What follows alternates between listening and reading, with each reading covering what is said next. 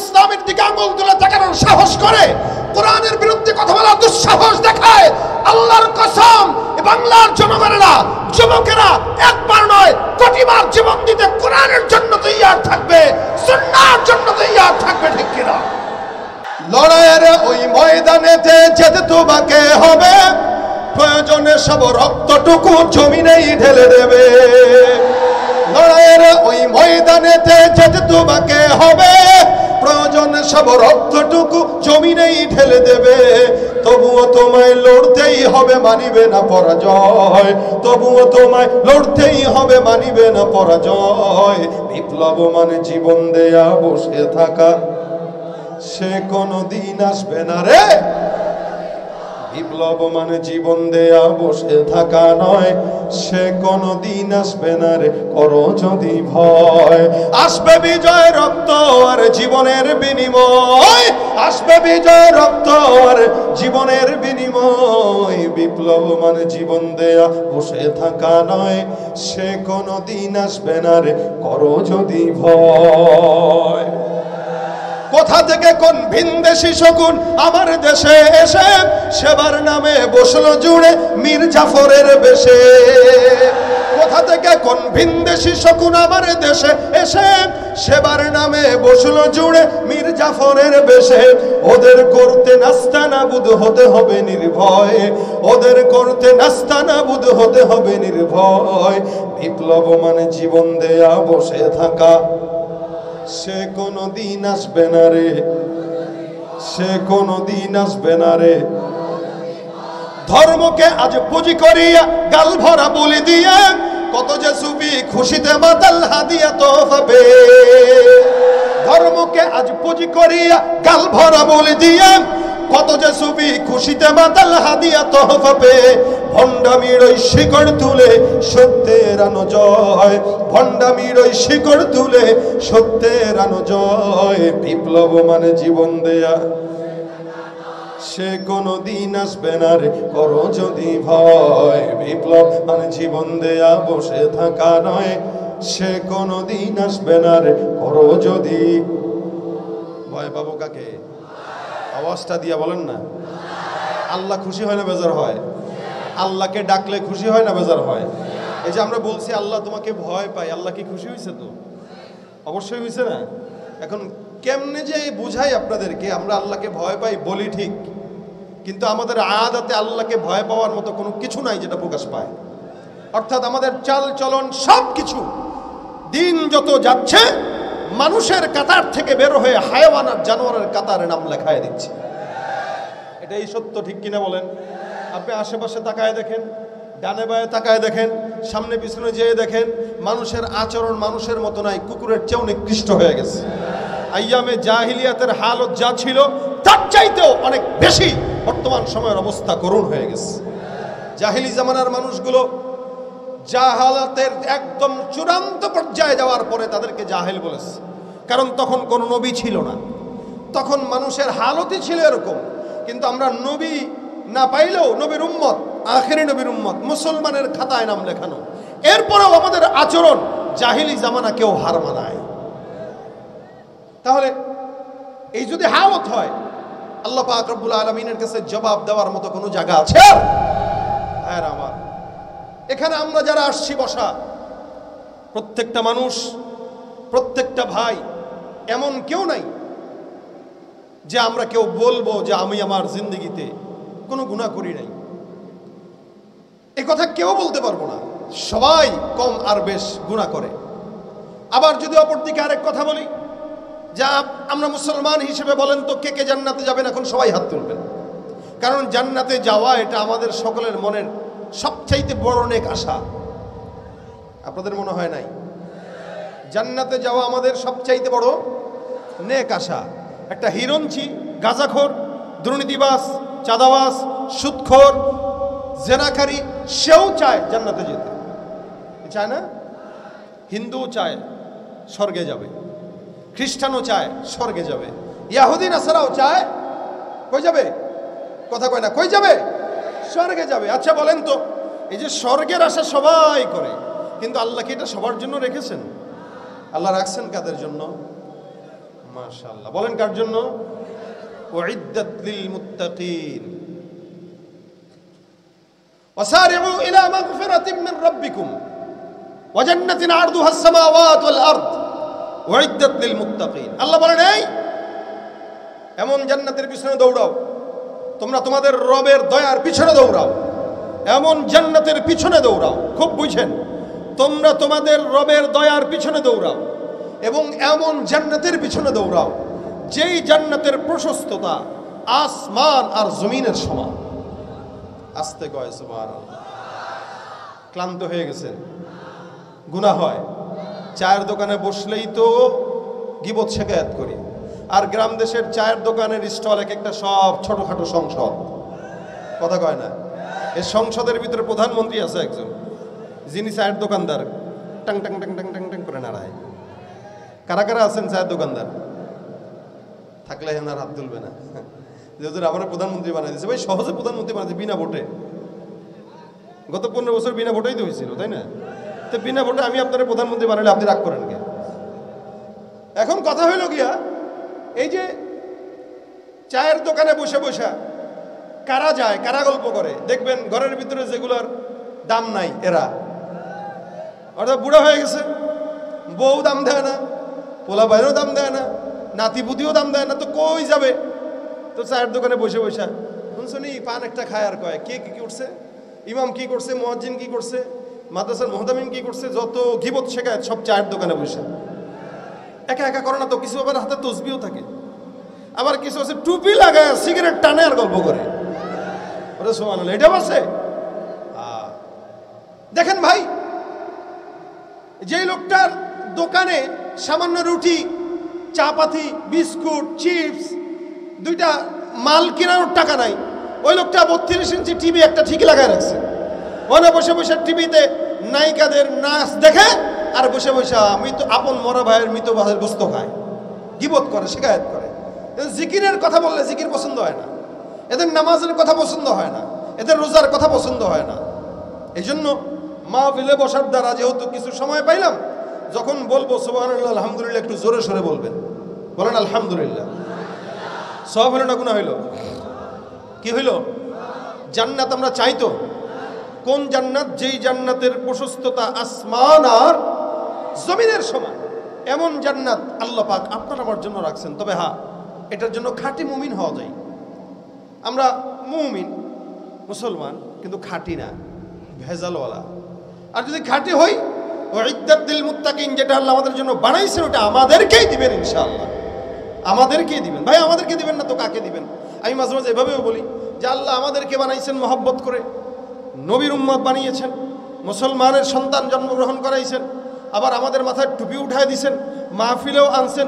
এই ফিতনার যুগে কত মানুষ এখন জুয়া খেলায় ব্যস্ত, কত মানুষ জেনা ব্যভিচারে ব্যস্ত, কত মানুষ এলোমেলো কাজের মধ্যে ব্যস্ত। এরপরও যে আল্লাহ পাক আমাদেরকে দ্বীনের জন্য বসায় দিয়েছেন, আল্লাহ আমাদেরকে জান্নাত দিবে না তো কাকে দিবে? কথা বলে না, আমাদেরকে দিবে না তো কাকে দিবে? আমরা বলবো আল্লাহর কাছেও তো আমাদের কিছু আবদার আছে, কি বলেন?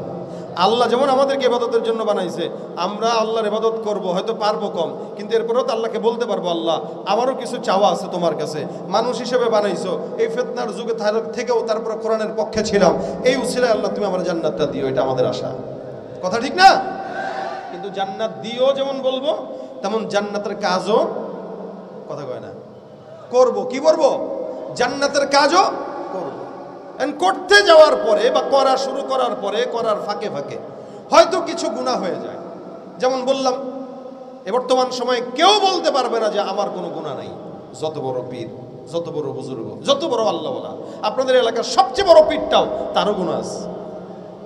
শুধু তার না, একদম আদম পয়গম্বর থেকে নিয়ে মুহাম্মদ রাসূলুল্লাহ পর্যন্ত যত নবী আসছেন, প্রত্যেকটা নবী রাসূলকে আল্লাহ পাক নিষ্পাপ বানালেও, আল্লাহ পাক রব্বুল আলামিন সাহাবা একরামদেরকে মাফ করে দিলেও, এরপর থেকে যারা আসছে প্রত্যেকটা মানুষ কম আর বেশ গুনাহ।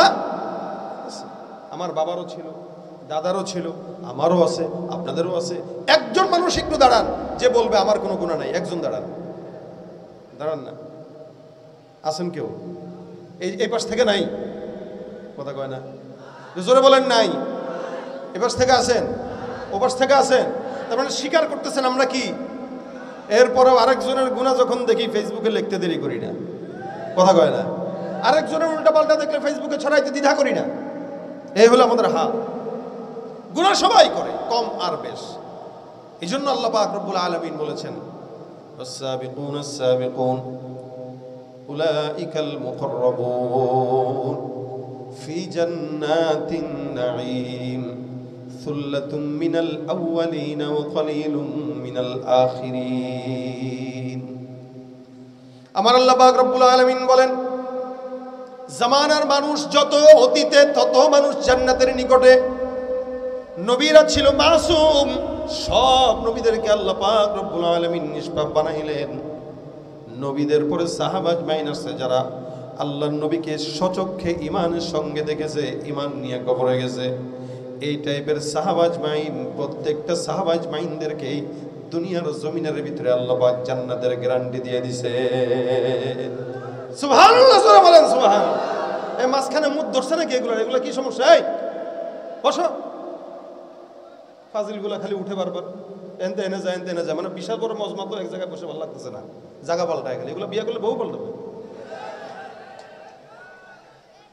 এত পাল্টানির স্বভাব কেন? এখান আবার পোলাবান, এই এর বসন্ত টান দিয়ে বস, থাপ্পড় দিয়ে দাঁতটা ফালে দেওয়া দরকার। এখান থেকে দেখতেছি তো, এখান থেকে এখানে যায় বসতেছে, মানে ওর বন্ধু একটা এনে আছে, ওর লোক গল্প মারবে, বাদাম খাওয়ার সঙ্গী বানাইছে।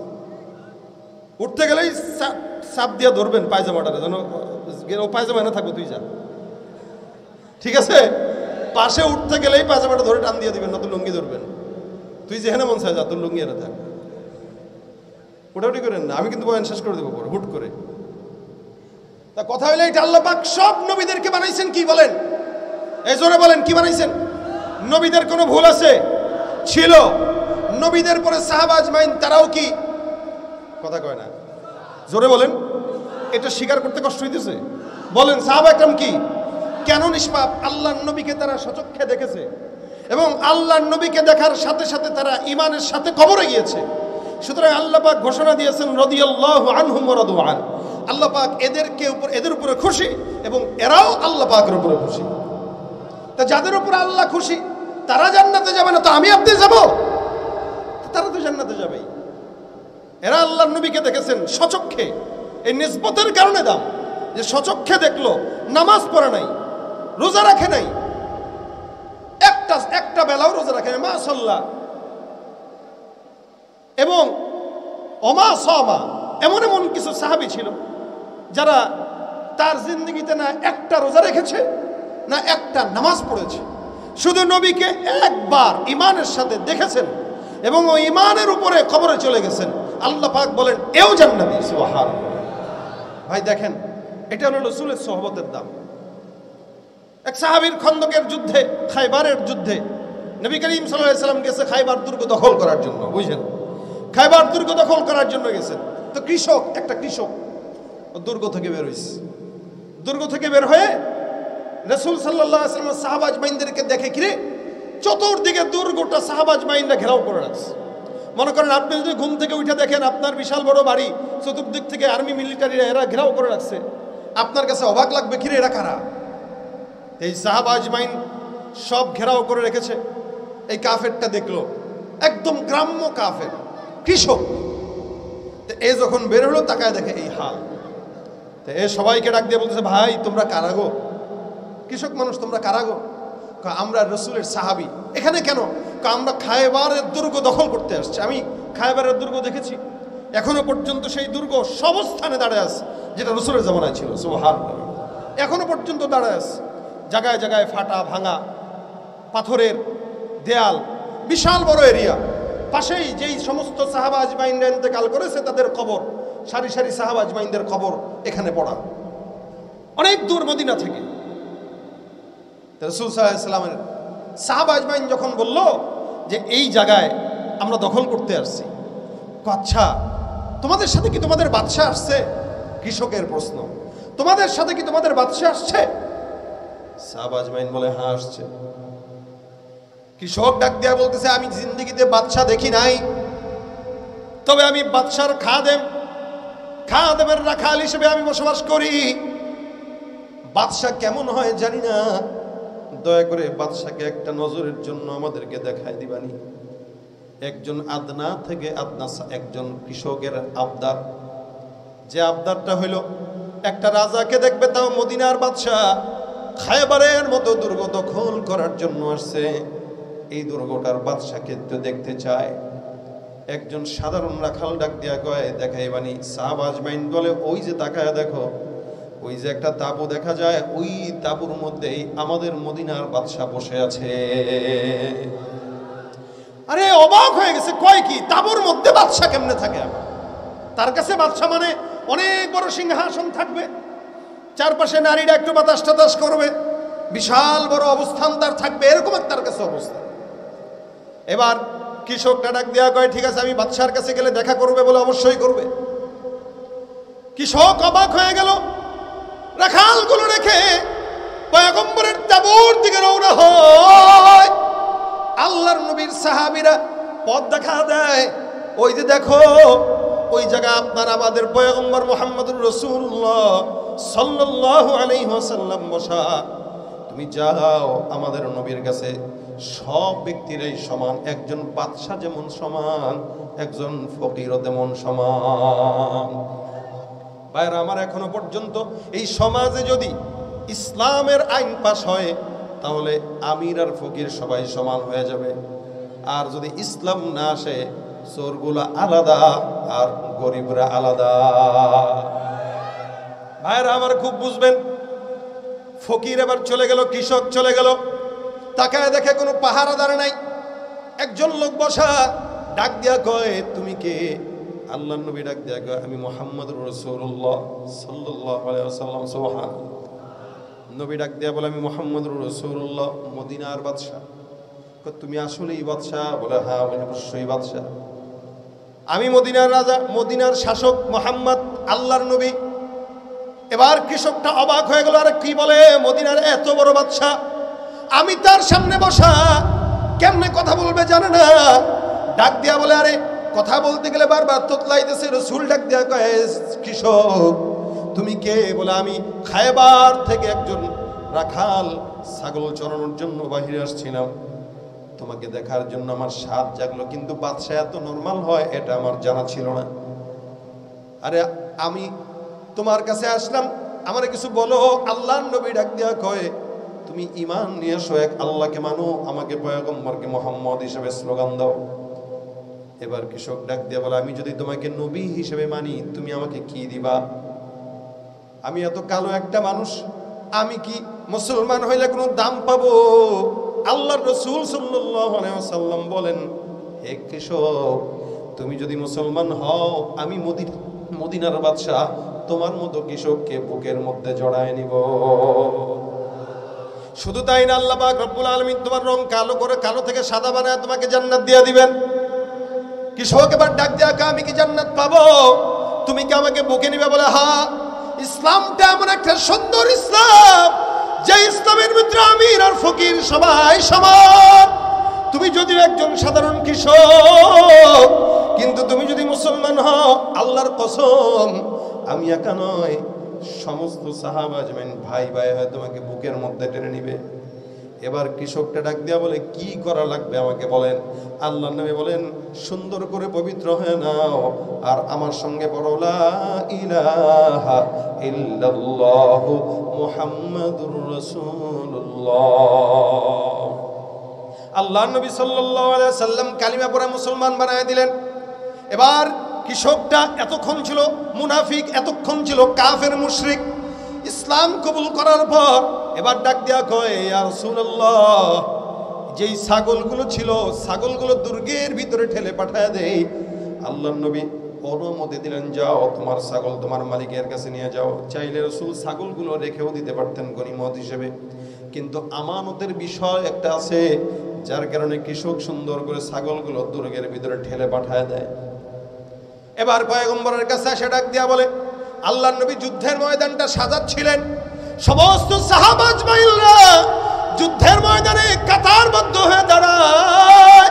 আল্লাহর নবীর কাছে এই কৃষকটা এসে ডাক দিয়া বলেন, ইয়া রাসূলুল্লাহ, আমি আপনার কাছে আসলাম, পয়গম্বর আমাকে বলে শোনান, এই মুহূর্তে আমি কি করব, আমার জন্য কোন আদেশ? আল্লাহর নবী ডাক দেয়া কয়, কাফের, এতক্ষণ তুমিও যদি ছিলা কাফের, কিন্তু এখন মুমিন হয়ে গেছো। একজন মুমিন ইমানদার হওয়ার পর তার জন্য সর্বপ্রথম কাজ হলো নামাজ আদায় করা। কিন্তু এই মুহূর্তে নামাজের সময় নয়, যার কারণে আমি পয়গম্বর তোমাকে নামাজের আদেশ দিতে পারছি না। এই মুহূর্তে যাকাতের সময় না, যার কারণে যাকাতও দিতে বলবো না। হজের সময় না, যার কারণে বলবো হজ করো। রোজার সময় না, যার কারণে বলবো রোজা রাখো। এ সাহাবী, তুমি একটা কাজ করো, এখন যুদ্ধের দামামা বেজে গেছে। খায়বারের কাফেরদের মোকাবেলায় মুসলমানের সৈন্যরা জিহাদের মধ্যে নামবে। আল্লাহর রাস্তায় তুমিও জিহাদের মধ্যে ঝাঁপায় যাও, আর আল্লাহর নবীর সঙ্গে আল্লাহর দ্বীন প্রতিষ্ঠার জন্য যুদ্ধ করো। এটাই তোমার জন্য আমার আদেশ। আল্লাহর নবী ছাড়াই সাহাবীকে তেমন কেউ চিনে না।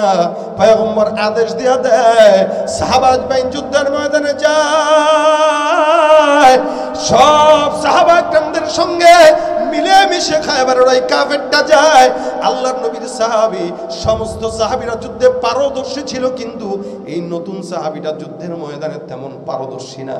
যার কারণে সাহাবীর হাতে তেমন কিছু নাই, একটা ডাল নিয়ে যুদ্ধের ময়দানে রওনা হয়ে গেছে। আল্লাহর নবীও যুদ্ধ করে, সাহাবা আজমাইনও যুদ্ধ করে, সব কাফেরদের মোকাবেলায় এই নতুন নব্য মুসলমানটাও যুদ্ধের মধ্যে লিপ্ত হয়ে গেল। একটু একটু করে সামনে আগায়, একটু একটু করে সময় যায়।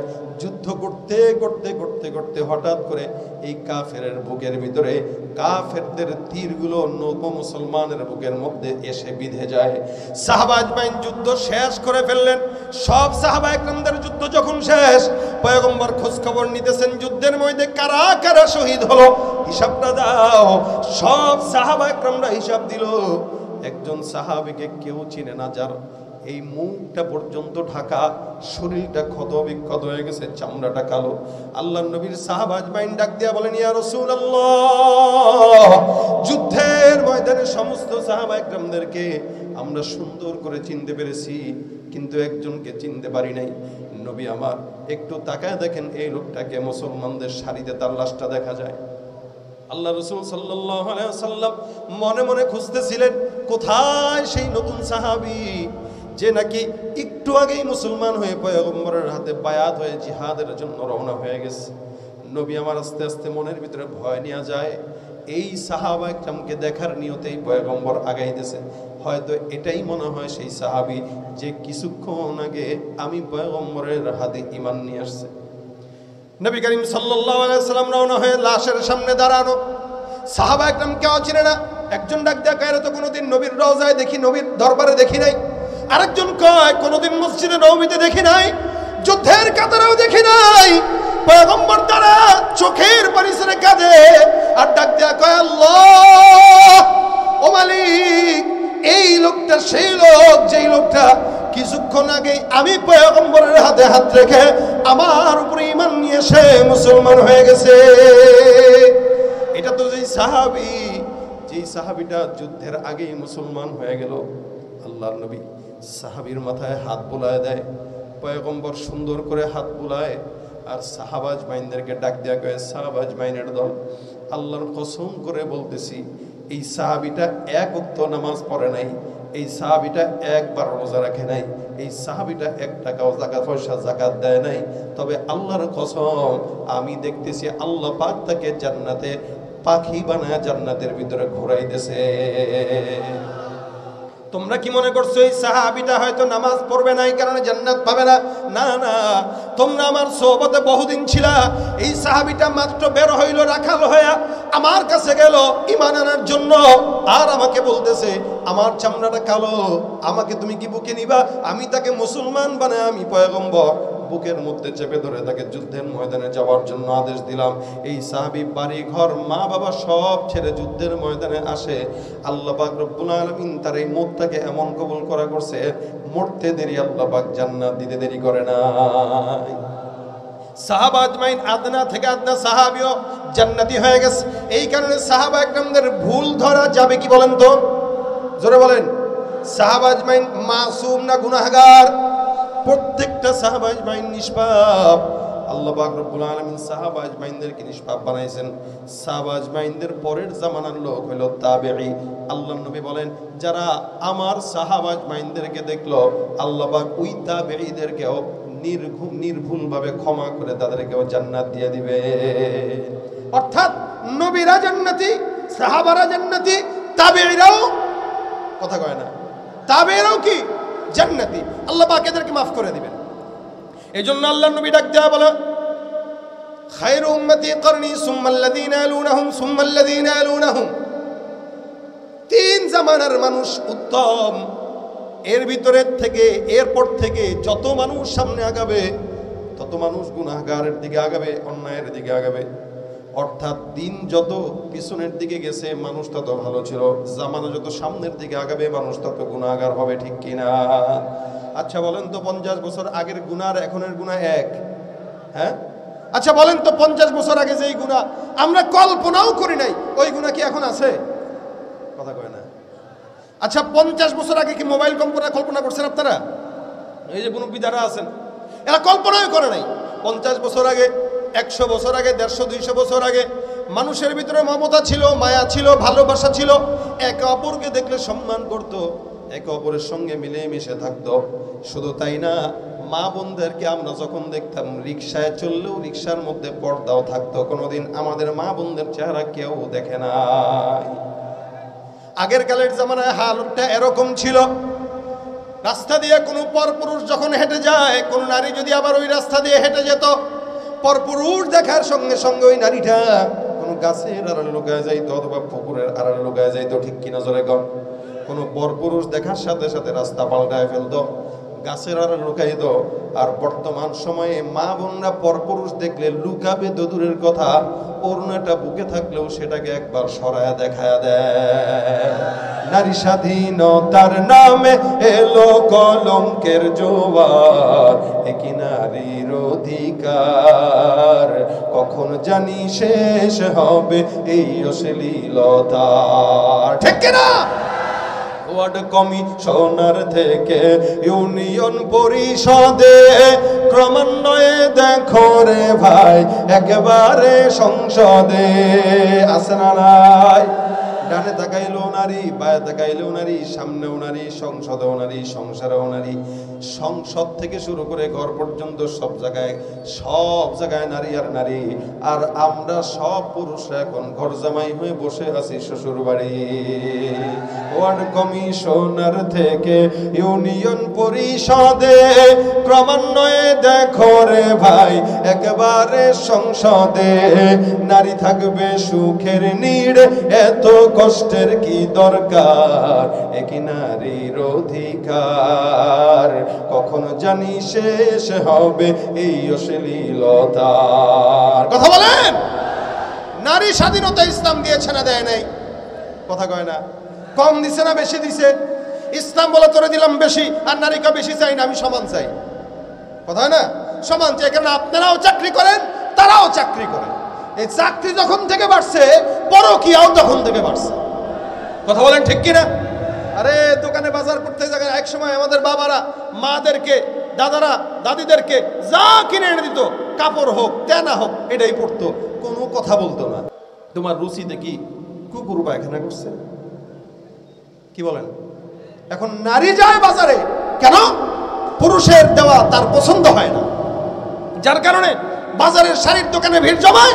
আর শাড়িওয়ালা কারে ভাবি আসছে, ভাবিরা চা দে, তাড়াতাড়ি চা দে। ওই চা দেওয়া থেকে শুরু করে, ভাবি আপনার জন্য মাত্র 2000 টাকা, অন্যের জন্য 10,000 টাকা, অন্যের 10,000 টাকা ভাবিরা সম্পর্কের খাতিরে 2000 টাকায় দিয়ে দিতেছে। বুঝেন, ধান্দা হইল বিছানায় শোয়া। কথা বলেন ঠিক কিনা? এইগুলা বাড়তেছে যখন থেকে এই সমাজে পরকীয়া, জেনা ব্যভিচার বাড়তেছে তখন থেকে। ইসলাম নারীকে যে স্বাধীনতা দিয়েছে, ওই স্বাধীনতা প্রত্যেকটা নারী যদি ফলো করে, প্রত্যেকটা নারী থাকবে শান্তিতে, সমাজ থাকবে শান্তিতে, ঠিক কিনা জোরে? তার মানে ভাইরা আমার, এক সময় আমরা আমাদের মা বোনদেরকে দেখতাম, পুরুষদেরকে দেখলে সাথে সাথে লুকায় যায়, এখন আর এটা দেখা যায় না। আমি আমার বাবা মাকে দেখেছি সকালবেলা প্রত্যেক দিন 5 ওয়াক্ত নামাজের পর, ফজরের নামাজের পর, জোহরের নামাজের পর, অথবা সকাল সন্ধ্যা প্রতিদিন তেলাওয়াত করত। বর্তমান সময়ে মা বাবা তেলাওয়াত করে না, সন্তান পেটের ভিতরে নিয়া সুন্দর করে হিন্দি আর ইংলিশ সিরিয়াল দেখে। এক সময় আমাদের মা বাবারা আমাদেরকে কোলের ভিতরে নিয়ে ঘুম পাড়াইতো আল্লাহ আল্লাহ রসুলের নাম দিয়া। এক সময় ঘুম থেকে উঠার সময় দেখতাম মা তেলাওয়াত করে, বাবা তেলাওয়াত করে, যার কারণে আমি আমার নিজের মা বাবার তেলাওয়াতের আওয়াজে আমার ঘুম ভাঙতো। আর বর্তমান সময়ের বাচ্চাদের ঘুম ভাঙে মা বাবার মোবাইল, ফেসবুক, টিকটক আর ইউটিউবের গানের আওয়াজে, ঠিক কিনা? কোথায় কোরআন তেলাওয়াত, কোথায় আল্লাহর নাম, কোথায় রাসূলের নাম? এই জন্যই তো দিন যত যাচ্ছে বান্দা তত জাহান্নামের দিকে আগাইতেছে, ঠিক কিনা? কিন্তু শেষ জামানায় যেহেতু হয়ে গেছে, গুনাহ তো আমাদের হবেই, বাকি আল্লাহ পাক আমাদেরকে সুন্দর সান্ত্বনা দিয়েছেন। তবে সান্ত্বনা কাদের জন্য আর কাদের জন্য না? কিছু মুমিন আছে এখানে যারা আছেন, অনেকেই যারা মনে করে নেক কাজ করব একটা সময়ের পর, যেমন 50 বছরের পরে নামাজ ধরব। কথা কি ঠিক বললাম না ভুল বললাম? অনেক মানুষ আছে যারা নিয়ত করে 50 বছর হইলে ভালো হবে। আচ্ছা বলেন তো, 5 সেকেন্ডের কোনো গ্যারান্টি আছে? 1 সেকেন্ডের আছে, কিন্তু ও নিয়ত করছে 50 বছর পর হইলেও ভালো হবে, অথচ 50 বছর পার হয়ে যায় তাও ভালো হয় না। কারণ সারা জিন্দেগি যে কাম করে, মৌতের আগেও তার আল্লাহর হেদায়েত তার কপালে জুটে না। এই জন্য আল্লাহ পাক রব্বুল আলামিন বলেন, ইন্নামাত তাওবাতু আলাল্লাহ, ইন্নামাত তাওবাতু আলাল্লাহি লিল্লাযীনা ইয়ামালুনা সাইয়্যাত হাত্তা ইযা হাদারা আহাদাকুমুল মাউত ক্বালা ইন্নী তুবতুল আন ওয়ালাল্লাযীনা ইয়ামুতুনা হুম কুফফার। আমার আল্লাহ ডাক দেয়া বলে, হে দুনিয়ার মানুষ শুনে নাও, সমাজের মধ্যে এমন একদল বান্দা থাকবে যারা নিজেরা নিজেদেরকে মুমিন দাবি করবে, সারা জিন্দেগি অন্যায় করবে, সারা জিন্দেগি গুনাহ করবে, সারা জিন্দেগি চাঁদাবাজি করবে, সারা জিন্দেগি অন্যায় জিনা করবে, সারা জিন্দেগি মানুষের জায়গা চুরি করবে, দুর্নীতি করবে, ঘুষের টাকা হাদিয়া মনে করে খাইবে, সুদের টাকা ইন্টারেস্ট আর মুনাফা মনে করে খাবে, আছে না নাই? মাজারা মাজারা যা সাজদা দিয়া ঈমানটাকে ধ্বংস করবে, আছে না নাই? এ মুসলমান বলেন তো, এই যে যা বললাম সারা জিন্দেগি এগুলা করার পর আল্লাহর দরবারে শেষ জামানায় তওবা করলে সেই তওবা কবুল হবে? আল্লাহ পাক বলেন, ইন্নামাত তাওবাতু আলাল্লাহ লিল্লাযীনা ইয়ামালুনা সাইয়্যাত। তওবা ওই তওবা আল্লাহর দরবারে কবুল হয় না যারা আল্লাহ পাক রব্বুল আলামিনের সারা জিন্দেগিকে আল্লাহর নিয়ামতকে পাওয়ার পর এরা কাজে লাগায় না, নিয়ত করে শেষ জামানায় আল্লাহর কাছে বলবে। অতঃপর যখন আল্লাহ পাক রব্বুল আলামিন বলেন, হাত্তা ইযা হাদারা আহাদাকুমুল মাউত, মউত যখন চলে আসে, ক্বালা ইন্নী তুবতুল আন, ওরা কি বলে? এই আমি এখন তওবা করলাম। আল্লাহ বলেন, ওয়ালাল্লাযীনা ইয়ামুতুনা হুম কুফফার, ওরা যদিও তওবা করে কিন্তু ওরা মৃত্যুবরণ করে কাফের হিসেবে। নাউযুবিল্লাহ কর না, মৃত্যুবরণ করে কি হিসেবে? আপনাদের কষ্ট হইতেছে, এরা উঠে কেন? এদের কি ডায়াবেটিস আছে? এদের ডায়াবেটিস আছে? কারণ স্বাভাবিক না, উঠার একটা ব্যাপারও আছে। কারণ কি জানেন? রাত বাজে 12টা, আমারে বসানোর কথা ছিল 10:30টায়, সেখানে বসাইছে অনেক পরে। প্রত্যেকটা জিনিসের সময় থাকে, তো 12টা বেজে গেছে না, সকালে তো সবার কাজ আছে, এজন্য আমিও বেশি সময় দেব না। মাহফিল 12টায় শেষ করা, এটা হলো সুন্দর সময়। এর উপরে গেলে সবারই তো এখানে বসে রয়েছে অনেকক্ষণ ধরে, অনেকে খায় নাই, অনেকের প্রস্রাবের হাজত আছে, জরুরতের হাজত আছে, বাসায় সকালবেলা কাজ আছে, আমি বুঝতেছি। এই জন্য অল্প সময়ের ভিতরে আমি ছেড়ে দিচ্ছি ইনশাআল্লাহ। কোনো টেনশন আছে? কথা কয় না, আছে টেনশন? আর আমরা ঢাকার আলোচক 1 ঘন্টা আলোচনা করে অভ্যস্ত। আপনাদের উত্তরবঙ্গে যারা আছে এরা মোটামুটি 1.5-2 ঘন্টা 2.5 ঘন্টা ওয়াজ করে অভ্যস্ত, কিন্তু আমরা 1 ঘন্টা করে অভ্যস্ত। আমার মোটামুটি 1 ঘন্টা কাছায় চলে আসতেছে। সুতরাং যাদের যাওয়ার তারা চলে যান, যাদের থাকার তারা থাকেন। ইনশাআল্লাহ মুখতাসার সময়ে যেটা বলার ইচ্ছা করছে ওইটা বলে তারপরে চলে যাব। সবর হবে, কথা কয় না, ধৈর্য হবে। হাতটা নাড়া দেন, সবাই উঠান, লিল্লাহে তাকবীর। আছেন তো না? যারা দাঁড়া আছেন এরা বসে যান, গ্যাপগুলোতে বসে যান, নামান হাত। তাহলে দেখেন আল্লাহ পাক বলতেছেন, যারা সারা জিন্দেগি অন্যায় করে, গুনাহ করে, সারা জিন্দেগি অন্যায় করে কিন্তু মনে করে শেষ বয়সে মাফ চাবে, আল্লাহ বলতেছেন, ওয়ালাল্লাযীনা ইয়ামুতুনা হুম কুফফার, ওরা মৃত্যুবরণ করে কি হিসেবে? বলেন না, কি হিসেবে? উলাইকা আ'তাদনা লাহুম আযাবান আলীমা। আমার আল্লাহ কয়, এদের জন্য কিয়ামতের ময়দানে সবচাইতে বড় আযাব আমি আল্লাহ রেখে দিলাম। এই জন্য আল্লাহ পাক রব্বুল আলামিন বলে সময় থাকতে তওবা করো। বয়স মাত্র কত? 18, তওবা শুরু করো। বয়স কত? 20, তওবা শুরু করো। বয়স কত? 30, অনুভব এখন আসছে, এখন থেকে তওবা শুরু করে দাও।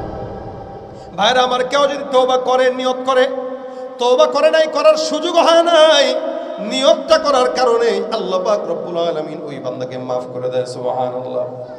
হাদিস শরীফে একটা ঘটনা আল্লাহর রাসূল বর্ণনা করেন। বনি ইসরাইলের জামানার লোক প্রায় 99টা খুন করলো।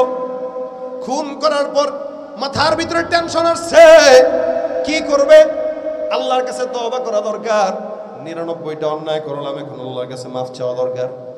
বেচারা চিন্তা করতে করতে হঠাৎ করে একজন আবেদের কাছে গেল। আবেদের কাছে যাওয়ার পর এবার ডাক দেয়া বলতেছে, ও ভাই, 99টা খুন করলাম, বলো আমি আল্লাহর দরবারে কি মাফ পাবো কিনা? কয়টা খুন করছে? মাফ চাই কার কাছে? আল্লাহর কাছে। 99টা খুন করার পরে বলতেছে আল্লাহর কাছে মাফ পাবো কিনা। এবার আবেদ ডাক দেয়া বলতেছে, আবেদ আর আলেম কিন্তু এক না। আলেমের হিসাব আলাদা, আবেদের হিসাব আলাদা। ডাক দিয়া কয়, ভাই 99টা খুন করার পরে আল্লাহর কাছে মাফ পাওয়া এটা সম্ভব না। বলে কি বলে রে, মাফ পাবো না? বলে না, মেজাজ খারাপ। তো 99টা খুন করে নেওয়ালা লোক শুধুমাত্র মাফ পাবে না এই দুঃখে, এই রাগে, যে আবেদের কাছে গিয়েছিল, এই আবেদ কেউ মেরে ফেলছে, হত্যা করে ফেলছে। আগে ছিল 99টা, এখন হয়েছে কয়টা? কয়টা? 100টা। একটু আগে আগে বসে, একটু আগে আগে বসে। 99টা ছিল, এখন হয়েছে 100টা। বেচারা টেনশনে পড়ে গেছে, আরে হাতের ভিতরে চাকু ছিল, যার কারণে মেরে ফেললাম, কি করা যায়? টেনশন করতে করতে করতে করতে আল্লাহর বান্দা চিন্তা করলো, এবার একজন আলেমের কাছে যাব। ঘুরতে ঘুরতে একজন আলেমের কাছে যায়, ডাক দেয়া বলে, হুজুর 99টা খুন করেছিলাম, কিন্তু একজনের কাছে যাওয়ার পর সে বলল আল্লাহ নাকি মাফ করবে না। মেজাজ খারাপ হওয়ার কারণে তারা হত্যা করে ফেলছি, হয়ে গেছে 100টা। 100টা খুন করলাম, বলেন তো আমার আল্লাহ আমাকে মাফ করবে কিনা? আলেম ডাক দেয়া বলে, টেনশনের কারণ নাই, আমার আল্লাহর কাছে যত বড় গুনাহগার হোক না কেন, আল্লাহ পাক রব্বুল আলামিন যত বড় গুনাহগার হোক না কেন, ওই বান্দা যদি আল্লাহর দরবারে তওবা করে, আমার আল্লাহ পাক তাকে মাফ করে দিবেন।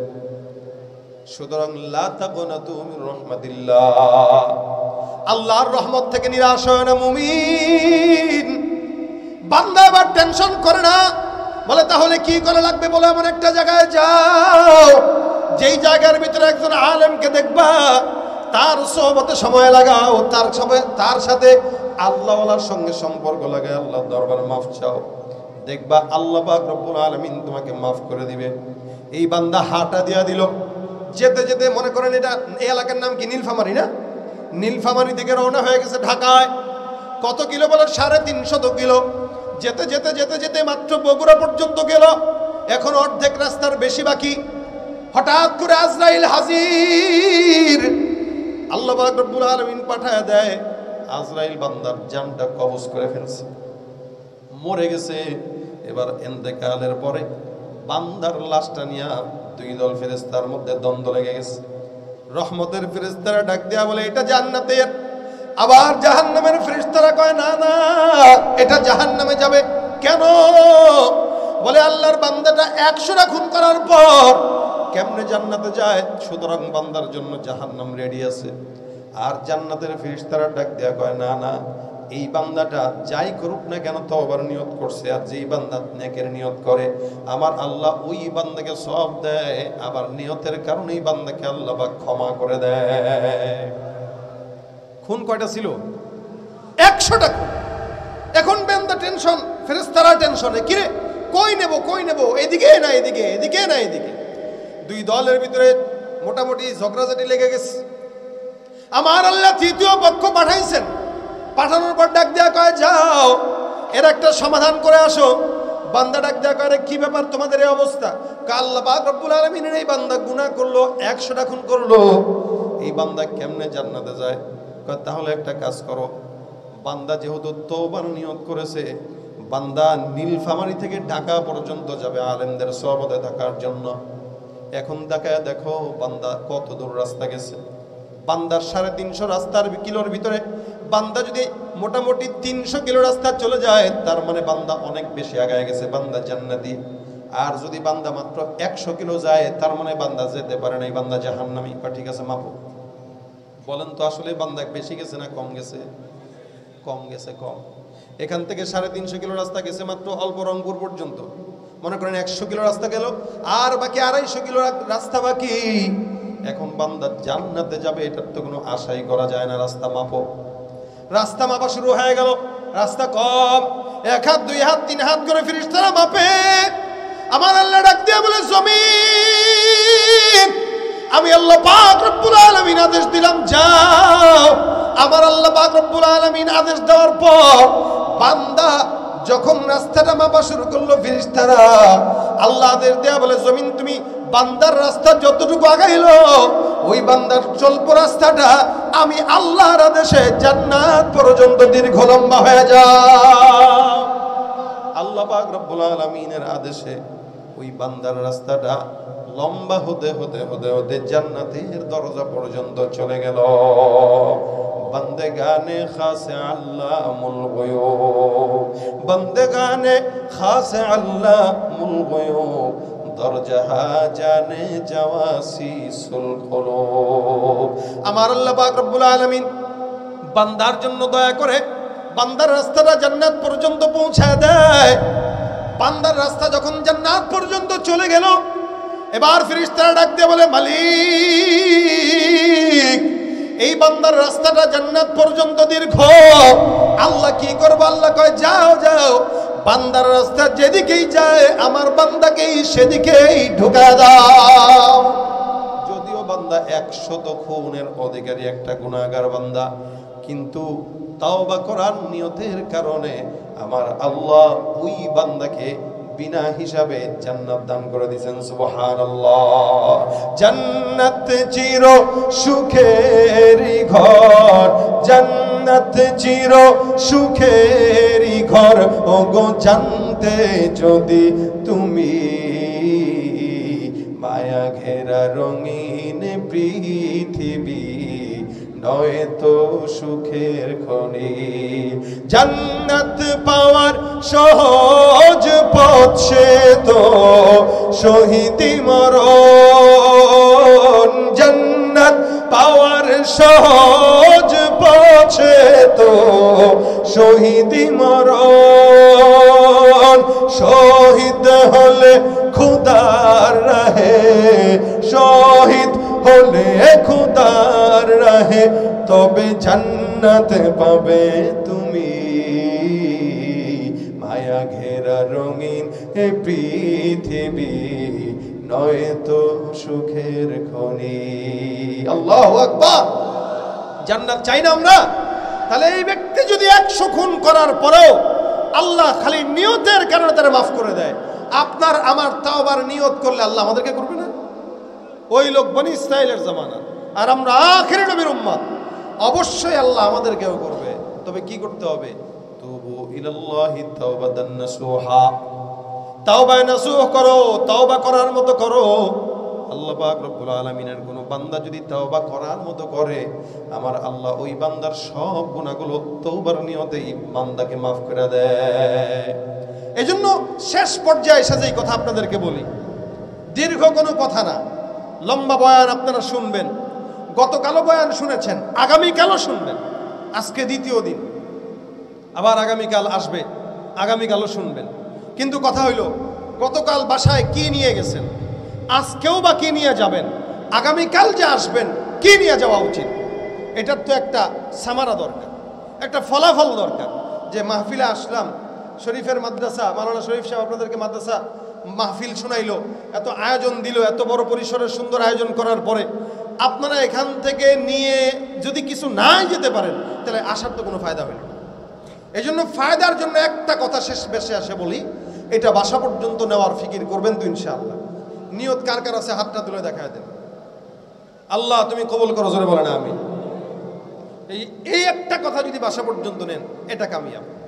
আল্লাহ বলেছেন বেশি বেশি তাওবা করো আল্লাহর কাছে। যদি তাওবা করো তো আল্লাহ পাক শুধু ক্ষমাই না, আল্লাহ পাক বান্দার রিজিক বাড়ায় দেয়, বিপদ দূর করে দেয়, আল্লাহ পাক বান্দার সঙ্গী হয়ে যায়, আল্লাহ পাক বান্দার কষ্ট দূর করে দেয়, আল্লাহ পাক বান্দার মনের আশা পূরণ করে দেয়, আল্লাহ পাক বান্দাকে জান্নাত দান করে দেয়। আস্তে করে সুবহানাল্লাহ। দেখেন নবী ডাক দিয়া কয়াত্তা ইউমিনাদ যামবি কামাল্লা যামবালা, তওবাকারী যারা, আল্লাহর দরবারে যারা মাফ চায় তাদের হালতটা হলো এরকম, তারা এমনভাবে তওবা করে, এমনভাবে পবিত্র হয় যেন তাদের জিন্দগিতে কোনো গুনাহ আর হয় নাই।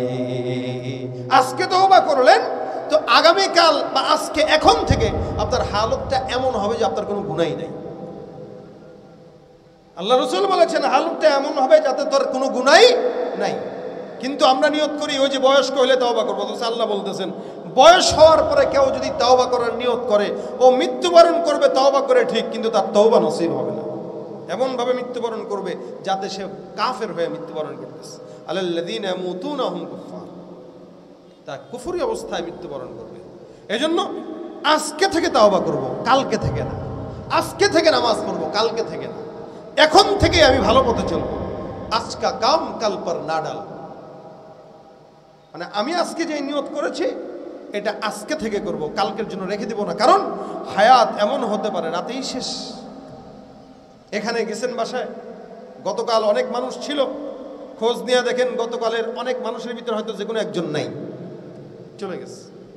আবার আজকে যারা আছেন হতে পারে আগামীকাল এদের ভিতরে কেউ থাকবে না, যে কোনো একজন থাকবে না, অথবা আমি নিজেই থাকবো না।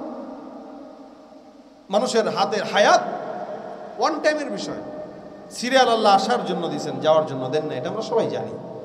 এরপরেও আমরা গাফেল, এরপরেও আমরা গাফেল। এই কারণে ভাইরা আমার, হায়াতে অনেক অন্যায় করছি, বয়স 40 পার হয়ে যাচ্ছে, এখনো যদি শুধরাই না কবে শুধরাবো? এখনো যদি অন্যায় করি, এই যে দুইজন ছেলের বাবাকে দেখলাম, একজনের মনে হয় মাশাআল্লাহ দাড়ি দেখেছে, আরেকজনের দাড়ি নাই, কিন্তু ছেলেটা হাফেজ হয়েছে। আমরা দোয়া করি যেহেতু তার বাচ্চাকে সে হাফেজ বানাইছে, আল্লাহ যেন তারে হাফেজের বাবার মতো করে রেডি করে দেয়। বলেন না আমিন। হাফেজের বাবার যেমন হওয়া দরকার এমনভাবেই যেন আল্লাহ তারা রেডি করে দেয়। একটা হাফেজের বাবা, সন্তান হয়েছে হাফেজ, বাবার দাড়ি নাই, বাবা সিগারেট খায়, বাবা এলাকার ভিতরে অকাম করে বেড়ায়, মানুষকে কয়ে দেখ হাফেজের বাবা, এর বলে হাফেজ, ভণ্ড এটা। কি বলে বলবে না এটা? এর ছেলেরা হাফেজ বানাইছে, আজ তো ভণ্ড এটা। সন্তানের বদনাম আপনার কারণে। এই জন্য আপনি যদি আপনার সন্তানকে হাফেজ কোরআন বানায় রাখেন, আপনার উচিত হাফেজের বাবার যেমন আশাক দরকার, পোশাক দরকার, তেমন পোশাক আশাক রাখা। আপনি হাফেজে কোরআনের বাবা হয়েছেন মানে আপনি এখন অনেক দামি। কেন? আপনার মাথায় আল্লাহ পাক কিয়ামতের ময়দানে নূরের টুপি পরায় দিবে। আপনি এখন থেকে কিয়ামত দুনিয়াতেই টুপি পরা শুরু করেন না, আপনি দাড়ি রাখা শুরু করেন না। শুধু হাফেজের কোরআনের বাবা এরকম করবে তা না। এখানে যারা আছেন প্রত্যেকের এই নিয়ত করা উচিত যে আজকে থেকে আমরা নিয়ত করলাম নামাজ 5 ওয়াক্ত পড়বো, দ্বীনের পথে সোজা চলবো। এই নিয়ত করে যদি কেউ যায়, সওয়াব আছে না গুনাহ আছে? মাহফিল আপনারা অনেক শুনেন, দীর্ঘ রাত পর্যন্ত করার কোনো যুক্তিকতা নাই। কারণ এই মাহফিলটা শোনা, এই মাহফিলটা করা শুধুমাত্র নামাজ ধরার জন্য, দ্বীনের পথে চলার জন্য। এখন এই মাহফিলের জন্য যদি আমাদের নামাজ মিস হয়, আমাদের দ্বীনের কোনো ক্ষতি হয়, তাহলে এই মাহফিল বরঞ্চ গুনাহের কারণ হবে। এই কারণে শেষ পর্যায়ে এই কথাটা বাসা পর্যন্ত নেন যে যার যত গুনাহ আমরা করেছি আল্লাহ পাকের কাছে একটু তওবা করে, যে আল্লাহ আমার এই অন্যায়টা অনেক বেশি হয়। প্রতিদিন মুহাসাবা করবেন যে আজকে আমি কয়টা গুনাহ করলাম। আজকে যদি 10টা গুনাহ হয়, কালকে একটা কমায় দেব, পরের দিন আরেকটা কমায় দেব, তারপরের দিন আরেকটা কমায় দেব। এভাবে করতে করতে মোটামুটি যদি আমি গুনাহকে অনেক কমায় নিয়ে আসতে পারি, একদিন দেখবেন ইনশাআল্লাহ আমার গুনাহের আর কোনো বোঝা নাই, সব হালকা হয়ে গেছে। এই জন্য গুনাহ কমানোর নিয়ম কি? বেশি বেশি ইস্তেগফার পড়া। আস্তাগফিরুল্লাহ বলেন না, আস্তাগফিরুল্লাহ, এটা বেশি বেশি জবানে উঠায় দেওয়া। রাসূল সাল্লাল্লাহু আলাইহি ওয়াসাল্লাম প্রতিনিয়ত প্রতিদিন 100 বার করে ইস্তেগফার করতেন। কয়বার? 100 বার। নবী মিনিমাম 100 বার ইস্তেগফার করতেন। আপনার আমার তো 1 কোটি বার পড়া চাই, যেহেতু আমাদের গুনাহ বেশি। এই জন্য আমরা সবাই ফিকির করব আজকে থেকে জবানে প্রতিদিন 100 বার করে ইস্তেগফার করব। এটা যদি না পারি অন্তত 5 ওয়াক্ত নামাজের পর 10 বার করে পড়ব। রাজি আছি? কথা কয় না? রাজি আছি? আল্লাহ আমাদের সকলকে ইস্তেগফারের আমল করার তৌফিক দান করুক। জোরে বলেন আমিন। এই যে দুনিয়ার জমিন থেকে গুনাহমুক্ত হয়ে যেতে পারলেই ফায়দা, গুনাহমুক্ত হয়ে যেতে পারলেই সওয়াব। এটা হলো আমাদের জন্য সবচেয়ে বড় পাওয়া। আল্লাহ পাক আমাদেরকে গুনাহমুক্ত হায়াত দান করুক। জোরে বলেন আমিন। গুনাহমুক্ত আল্লাহর কাছে দাঁড়ানোর তৌফিক দান করুক। জোরে বলেন আমিন। আমাদের যৌবনটাকে কাজে লাগানোর তৌফিক দান করুক। জোরে বলেন আমিন। জীবনের শ্রেষ্ঠ সময়। বন্ধু আর মিলবে না, এই সুযোগ হারায় না, এই সুযোগ আর পাবে না, এই সুযোগ হারায় না কারো ফান্দে পড়িয়া, সারাটা জীবন যাইব কান্দিয়া কান্দিয়া। ঠিক কিনা? ছাত্র তুমি দেশের সম্পদ, জাতির ভবিষ্যৎ, দুশ্মনেরা বানাইতে চায় তোমারে অসৎ। বই কাড়িয়া অস্ত্র দিয়া সন্ত্রাসী মাস্তান বানাইয়া, সুন্দর জীবন তোমার দেয় যে ধ্বংস করিয়া, অবশেষে মায়ের কাছে লাশখানা দেয় পাঠাইয়া। জীবনের শ্রেষ্ঠ সময় বন্ধু আর মিলবে না, এই সুযোগ হারায় না, এই সুযোগ আর পাবে না, এই সুযোগ হারায় না কারো ফান্দে পড়িয়া, সারাটা জীবন যাইব কান্দিয়া কান্দিয়া। ঠিক কিনা? ঈমান যদি সতেজ হয়, গুনাহ যদি না থাকে, ওই ঈমান সতেজ ওয়ালা ঈমান নিয়া রাসূলের জন্য জীবন দিতে পারবেন, ইসলামের জন্য জীবন দিতে পারবেন। রাজি আছেন? আল্লাহ আমাদের সকলকে তৌফিক দান করে বলেন আমিন। বাস আলোচনা এতটুকুই, খালি ইস্তেগফারটা বাসা পর্যন্ত নেব। গতকালের মাহফিলে কি শিখছেন জানি না, আজকের মাহফিলে কি শিখছেন জানি না, তবে এটা বাসা পর্যন্ত নিতে পারবো তো ইনশাআল্লাহ। আবার আগামীকাল হবে।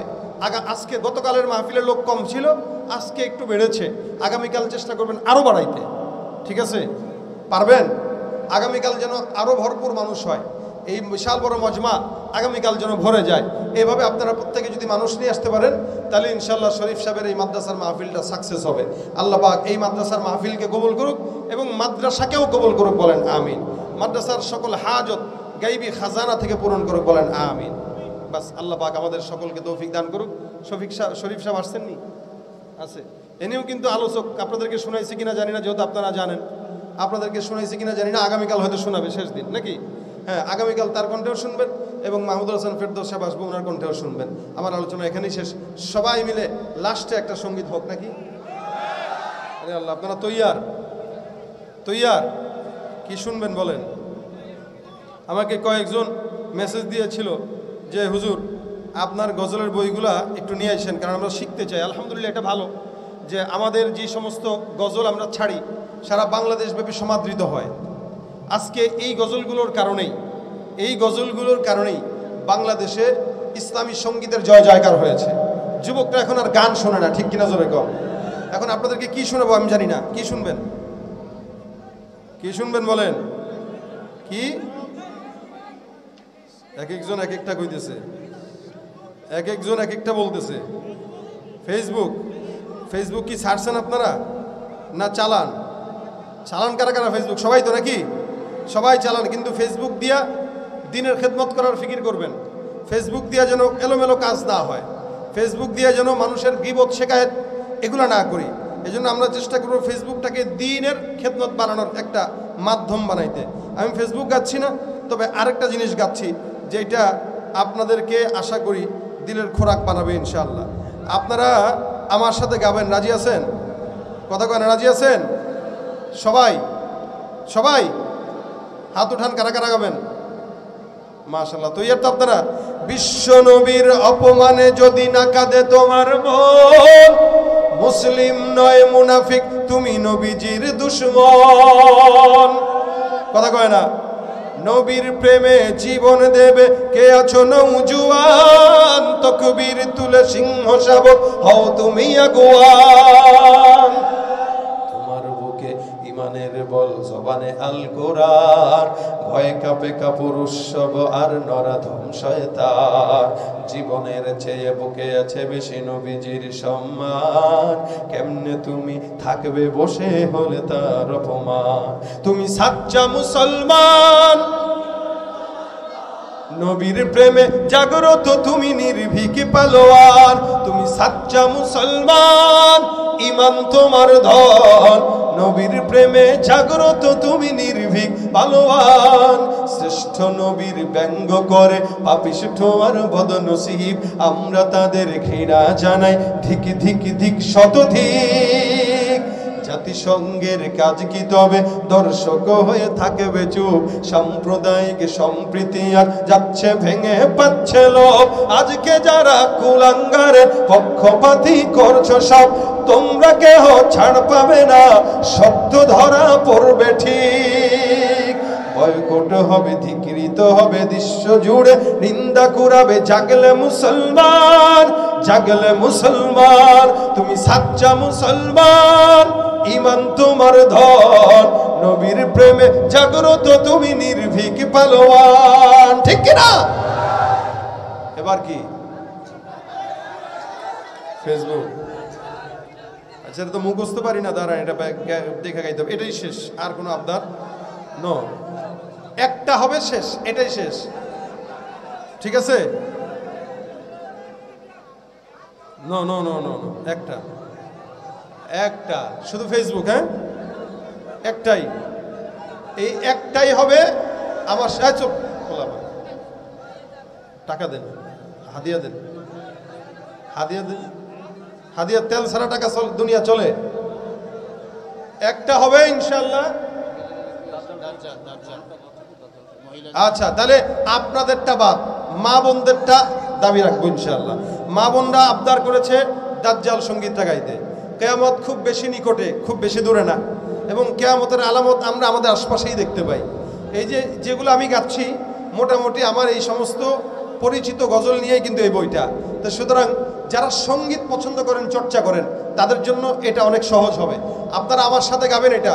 ওই মাহাদির সৈন্যরা গর্জে ওঠো, শহীদি তামান্না বুকে নিয়ে, সুফিয়ানি মতবাদ রাখতে হলে এখন থেকে থাকো তৈরি হয়ে।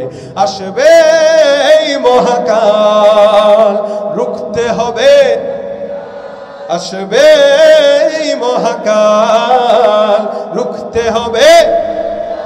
যার এক হাতে থাকবে জান্নাত, এক হাতে থাকবে জাহান্নাম। মানুষকে বলবে ডেকে ডেকে, আমি তো তোমাদের খোদা মহান। যার দিলে থাকবে ঈমান, হবে না তো সে বেঈমান। মুমিন বলবে ডেকে ঈমান নিয়ে, বুকে নিশ্চিত তুই দাজ্জাল। আসবে এই মহাকাল, রুখতে হবে দাজ্জাল। আসবে, রুখতে হবে দাজ্জাল।